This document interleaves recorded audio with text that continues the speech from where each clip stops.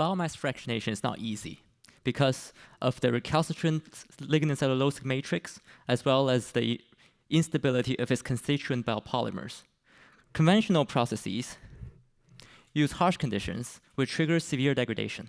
For example, the pulping process exposes biomass to high alkalinity at high temperatures to release cellulose fibers, but it degrades hemicellulose and lignin. And the hydrolysis process uses high acidity to hydrolyze polysaccharides to sugar monomers, but degrades part of the sugars as well as cellulose, lignin. So these degraded fractions are often considered waste and incinerated. However, it is my belief that when it comes to biomass utilization, every carbon is sacred. We must not waste what nature has given us. So in my PhD studies, I focused on retaining the structure and reactivity of all three biomass fractions through protection chemistry during biomass fractionation processes.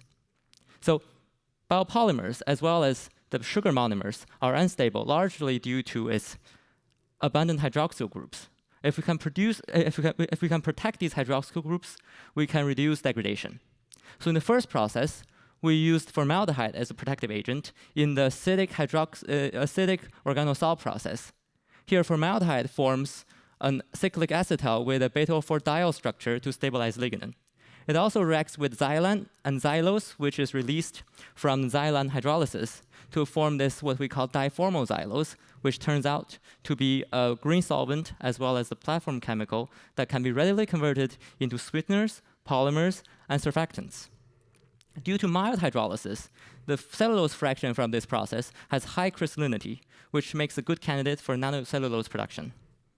And yet in a different process, we introduced boric acid as a protective agent in the industrial pulping process.